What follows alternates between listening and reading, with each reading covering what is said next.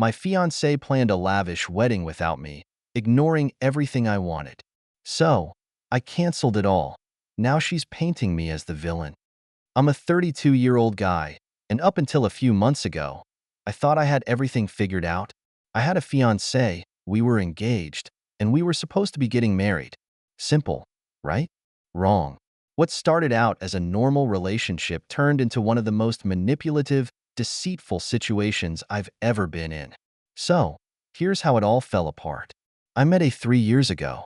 She was fun, confident, and yeah, a little intense, but I figured that was just part of who she was. I didn't mind it.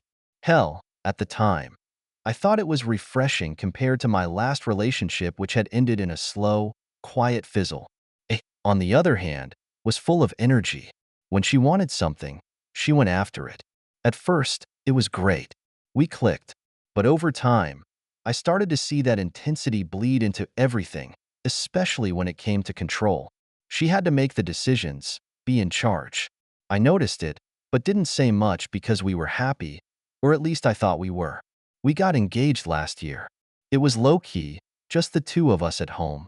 She said yes, we were excited, and we agreed we didn't want a huge wedding. I'm not big on crowds or showing off. I wanted something small, intimate, something that actually felt like us. She agreed. At least, that's what she told me. Looking back, that's when the red flags started. A couple of months after we got engaged, she started dropping hints, things about a dream venue her mom had heard about, or how everyone expected us to throw this big party. I didn't think much of it at first. People talk, right? But then it started to get weird. One night, we were watching TV, and she casually says, "Oh, I put down a deposit on a venue today." I blinked. What? We haven't even looked at places yet. She waved it off like it was no big deal. Yeah, but this one's perfect. My mom knows the owner, and it's got everything we need. I sat up, feeling uneasy, but we haven't even talked about it. I thought we were going to look at places together. She shrugged, eyes still on the TV. It's just easier this way. Trust me, you'll love it. I didn't know what to say. Easier? Easier for who? But I let it go. I figured we'd talk about it later. Maybe I was overreacting. Stupid, I know. From there, it just snowballed. She'd mention things like, "My mom thinks we should invite all the cousins," or "My dad's friends are expecting an invitation." It was like every conversation about the wedding was really about her parents, what they wanted, who they wanted to impress. I told her several times, "Hey, we agreed on a small wedding. I don't want a huge thing." She'd always respond with the same line, "We'll figure it out later." But then I started getting emails. Vendors, caterers, florists, people I didn't know, contracts I didn't sign. She'd been planning the wedding behind my back, going through with all these decisions without even telling me. And it wasn't small. It was turning into a full-blown production. One night, I sat her down, trying to keep my cool. "But what's going on? I'm getting emails from vendors I've never heard of. Are you planning this wedding without me?" She didn't even look up from her phone. "It's just easier this way," she said again. "My parents are paying for most of it, so it's not like you have to worry about it." My stomach dropped. "This isn't about the money," I said, trying not to raise my voice.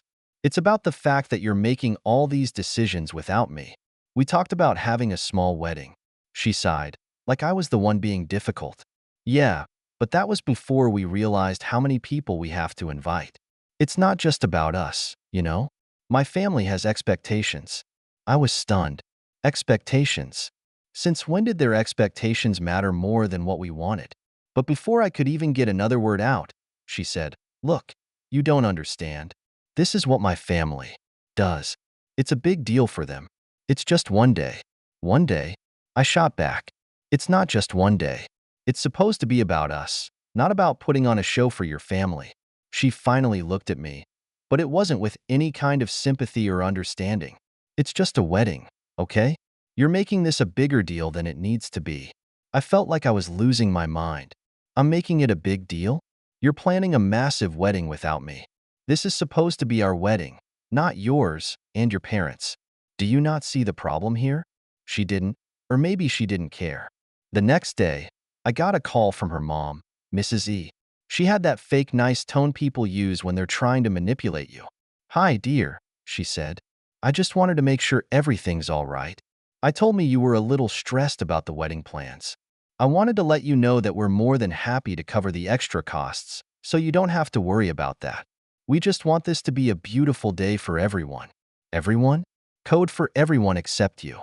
I gritted my teeth. "It's not about the money, Mrs. E. It's about the fact that I'm being left out of the decisions." "Oh, don't worry about that," she said, brushing me off. "I has everything under control. You don't need to stress. It's all being taken care of." I was boiling inside. They didn't care what I wanted. They didn't care that I was unhappy with how things were going. This was all about them, about their image, about putting on some massive show for their friends and family. And A was completely on board with it. That night, I tried to talk to A again. I was done beating around the bush. "We need to talk," I said. "About now?" she asked, rolling her eyes. "The wedding. I'm not comfortable with how this is going. You're making all these decisions without me, and it's not what we agreed on." She crossed her arms, clearly irritated. "I don't know why you're making this such a big deal. It's just easier this way. I already told you, my parents are paying for most of it, and it's not like we're going to have another wedding. It's one day.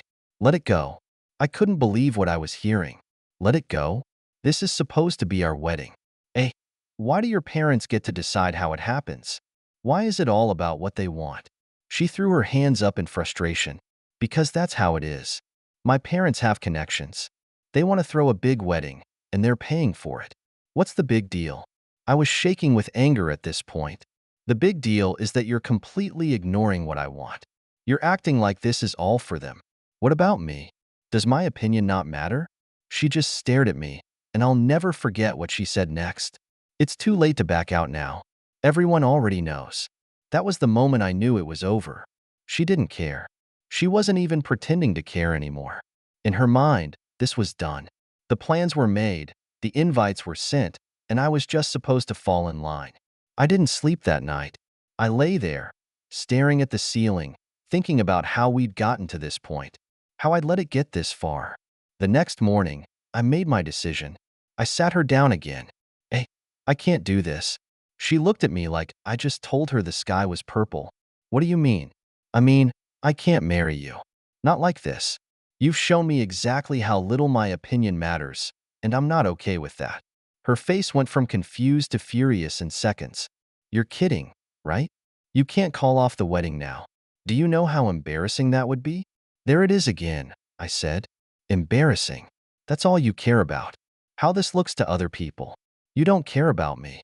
You don't care about us. This isn't about us anymore."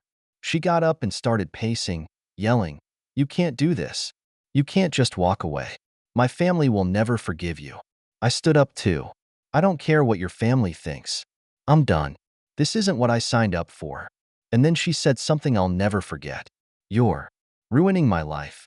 You're going to embarrass me in front of everyone. How could you do this to me?" At that point, I was numb. She didn't care about the relationship, about the marriage. It was all about the wedding, the show, the spectacle.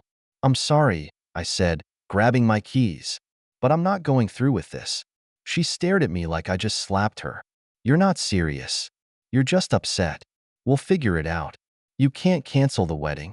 "I already have," I said, my voice flat. "I called the vendors this morning. It's done." Her face went pale. "You? You did what? Without even telling me?" I shrugged, trying not to let the weight of everything crush me right there. "Seemed fitting. You planned the whole thing without telling me. I figured I could end it without telling you." That's when she lost it. She started screaming, throwing whatever was in arm's reach. A lamp, a pillow, whatever. "You ruined everything. You're a fucking coward. My parents are going to kill you. Do you know how much money we've spent?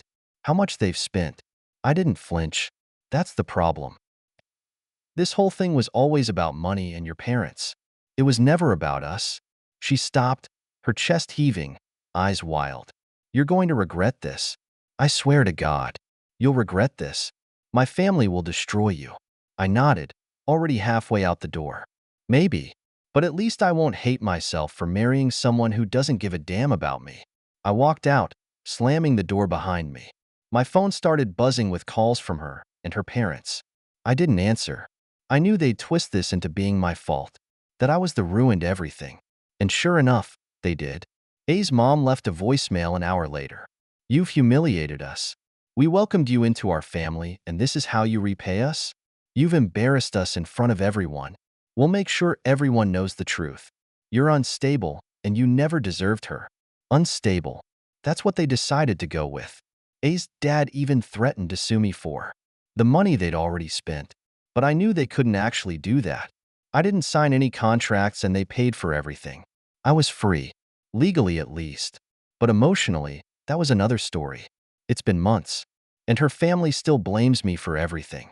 Friends I thought I had in common with A, they've sided with her, saying I bailed and left her high and dry. They don't know the half of it. Do I feel bad? Sure. It sucks that things ended this way. But I know I made the right choice. I couldn't marry someone who cared more about appearances than about us. And the fact that she and her family showed me who they really were before it was too late, maybe that was a blessing in disguise. But man, what a mess. Thank you so much for listening to my story. If you have any thoughts, I'd love to hear them. So please leave a comment. Don't forget to like and subscribe if you want more stories like this one.